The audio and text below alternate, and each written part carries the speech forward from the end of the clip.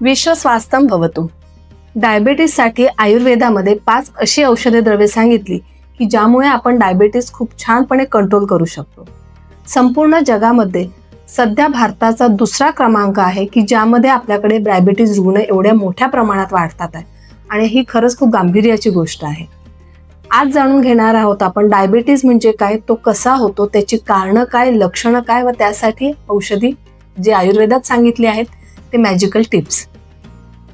Diabetes म्हणजेच मधुमेह।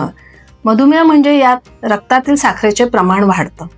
खरं तर शरीरात साखरेची गरज आहे सगळ्या सेल्सला एनर्जी देण्याचं काम, पण ही साखर जेव्हा एका प्रमाणापेक्षा अधिक असतं तेव्हा तो डायबिटीस म्हटला जातो। डायबिटीस होण्यासाठी महत्त्वाचं म्हणजे आपल्या शरीरातील जो पॅनक्रिया असतो त्यास सिक्रीट होणारं इन्सुलिन हे जर प्रॉपर झालं नाही किंवा झालंच नाही तर डायबिटीस होतो। डायबिटीस हा 2 प्रकारचा असतो, टाईप 1 डायबिटीस व टाईप 2 डायबिटीस। टाईप 1 डायबिटीसमध्ये इन्सुलिन सिक्रेशन होत नाही व तो लहान मुलांपासूनच चालू होतो, तर टाईप 2 डायबिटीस यामध्ये इन्सुलिन सिक्रेशन कमी प्रमाणात होतं, प्रॉपर मात्रेत होत नाही। जाणून घेऊया लक्षणं काय आहे। डायबिटीसमध्ये पॉलियुरिया, पॉलिडिप्सिया, पॉलिफेजिया म्हणजे वारंवार भूक लागणे, वारंवार लघवी होणे, वारंवार तहान लागणे, यासोबत नेत्राची दृष्टी जी आहे ती कमी होणे, वजन खूप वाढणे, सतत थकवा जाणवणे, इन्फेक्शन्स लवकर होणे, इम्युनिटी कमी होणे, जखम झाली असेल तर ती लवकर भरत नाही, त्याचप्रमाणे मानेवर एक काळसर असा थर, जाडसर थर तयार होतो, तसंच जेवल्यावर पण भूक लागणे, ही सगळी लक्षणं शुगरची असू शकतात। कारणं काय आहेत? डायबिटीस होण्यामागचं महत्त्वाचं आयुर्वेदामध्ये कारणं सांगितली आहेत।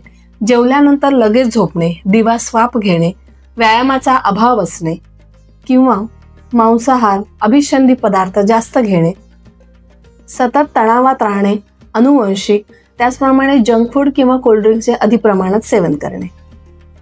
5 अशी औषधी द्रव्ये ज्यामुळे आपल्याला डायबिटीस छान कंट्रोल करू शकतो तो म्हणजे कारले, मेथी दाणे, आवळा, जांभूळ व हळद। त्याचप्रमाणे गुडमाळ म्हणून एक वनस्पती सांगितली जिला मधुनाशिनी म्हटले, तिचा सुद्धा उत्तम उपयोग होतो।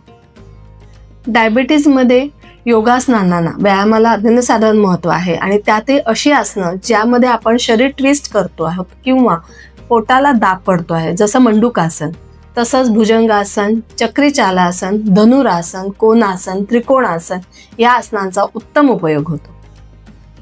आता वेळ आहे आयुर्वेदिक मॅजिकल टिप्सची।